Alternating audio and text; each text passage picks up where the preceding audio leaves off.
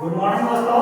चलिए आज हम क्या करते हैं कि भाग एक जो है इसमें क्या क्या पढ़ेंगे उसके बारे में हम आज जानेंगे। जैसा कि इससे पहले पार्ट 1 और पार्ट 2 में आपको हम अनुसूची के बारे में पढ़ा चुके हैं, ठीक ना। और जितने भी अनुसूची हम बता चुके हैं 12 अनुसूची के बारे में बहुत बढ़िया से समझाए हैं। अगर आपने नहीं देखा है तो जाके वीडियो को देख सकते हैं, ठीक है।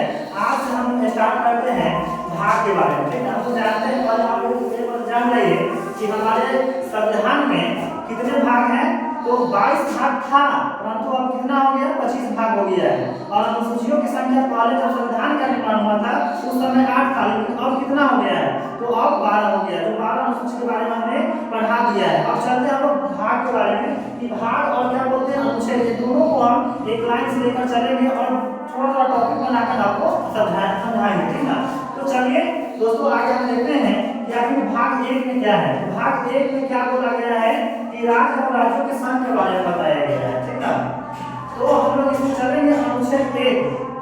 भाग 1 में जो होता है, भाग 1 कहाँ से है तो याद रखिएगा भाग 1 जो है अनुच्छेद 1 से लेकर 4 तक वर्णित है, ठीक है। भाग 1 कहाँ से कहाँ तक है, 1 से 4 तक वर्णित है। और इसमें हम लोग देखेंगे कि अनुच्छेद 1 जो है इसमें क्या कहा गया है, ठीक है। तो अनुच्छेद 1 में क्या कहा गया है कि भारत राज्यों का एक संघ होगा। क्या बोला गया है, अनुच्छेद 1 में बोला गया है भारत जो है राज्यों का क्या होगा, संघ होगा। इसका मतलब क्या होगा, इसमें ये भी बात का वर्णन किया गया है जो इंडिया शब्द जो है अर्थात इसका नाम भारत होगा, यह जो अनुच्छेद 1 में ही वर्णित किया गया है, ठीक है।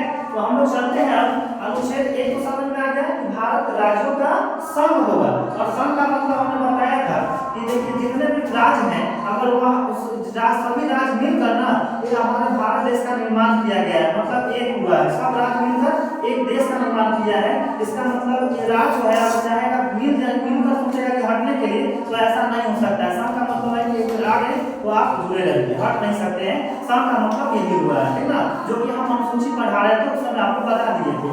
तो अब समझिए हम लोग अनुच्छेद 1 में भारत राज्यों का एक संघ होगा, इस बात को ध्यान में रखिएगा। अब हम लोग चलते हैं अनुच्छेद 2 में।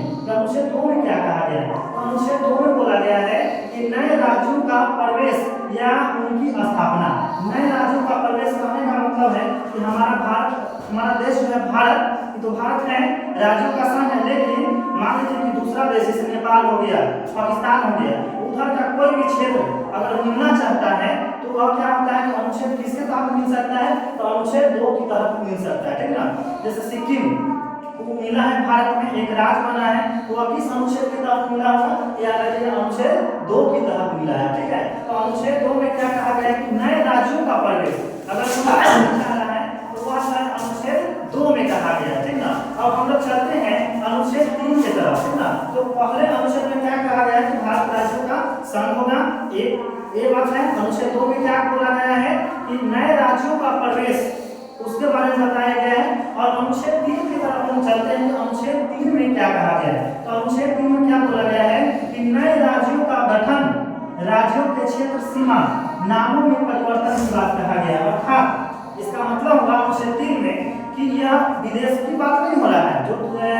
जो भी अगर मान लीजिए कि पाकिस्तान है चाहे नेपाल हो गया, उधर से मिल रहा है तो अनुच्छेद 2 की बात हो गया। लेकिन हमारे भारत में जैसे बिहार हो गया, तो बिहार से झारखंड बना तो अनुच्छेद किसके तहत बना गया होगा, तो अनुच्छेद 3 के तहत, जिसे नए राज्यों का गठन। तो ये अपने अंदर की बात कहा जा रहा है, अपने भारत देश के बारे में। अगर कोई भी नया राज्य बन रहा है या जिला का निर्माण हो रहा है, उसकी सीमा में परिवर्तन हो रहा है, तो ये सब किसके अंतर्गत होगा, तो अनुच्छेद 3 के तहत हो जाएगा, ठीक ना।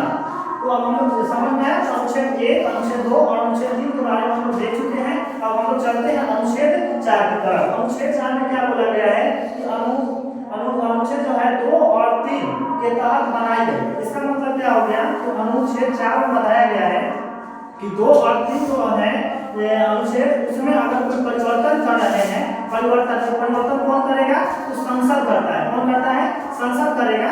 अगर यह परिवर्तन करता है तो 368 को फॉलो नहीं करेगा। 368 करने का मतलब होता है कि राष्ट्रपति जो है इसमें हस्तक्षेप नहीं कर सकता है, ठीक है। ये संसद अपने चाहे तो अपने पारित करके और एक नया राष्ट्र बना सकता है, राज्यों में परिवर्तन कर सकता है। तो इसमें ये रोक जो होता है राष्ट्रपति राष्ट्रपति इसको बैन नहीं कर सकता। इस बात को बताया गया है अनुच्छेद 4 में बताया गया है, ठीक ना। तो हम लोग चारों को बढ़िया से देखेंगे। पहला क्या था, अनुच्छेद 1 में बताया गया है कि भारत राज्यों का संघ होगा। अनुच्छेद 2 में क्या बोला गया है कि नए राज्यों का प्रवेश, मतलब पाकिस्तान हो गया चाहे कोई भी देश है वगैरह, वो सब अगर उसमें से अगर कोई मिलना चाहता है तो अनुच्छेद 2 की तरफ मिलेगा। अब अनुच्छेद 3 में क्या बोला गया है कि नए राज्यों का गठन एवं परिवर्तन की बात बोला गया है, वो भी कहाँ, अपने भारत अपने ही देश में किसी भी नया राज्य बन रहा है अंदर में ही, तो जैसे बिहार से झारखंड वाला, बिहार से उड़ीसा बना, ये सब जो अलग हुआ था बंगाल हुआ, ये सब अनुच्छेद किसके तहत हुआ था, तो 3 के तहत हुआ था, ठीक ना। तो नए राज्यों का गठन और परिवर्तन सीमा का परिवर्तन करेगा तो अनुच्छेद 3 के तहत किया जाएगा, ठीक ना। अब अनुच्छेद 4 में क्या है, इसमें क्या होता है, अनुच्छेद 2 और 3 में जो भी मतलब नियम कानून जो होगा वो परिवर्तन करना चाहेगा तो संसद मतलब समान पद्धति से उसको बदल सकता है। इसमें राष्ट्रपति जो है हस्तक्षेप नहीं करेगा, यानी 368 को फॉलो नहीं किया जाएगा, ठीक है। तो अगर आपको अच्छा लगा होगा वीडियो तो लाइक सब्सक्राइब करने शेयर करने का काम करें। बहुत मेहनत से आपके लिए वीडियो बनाते हैं, तो ध्यान दीजिए। Thank you.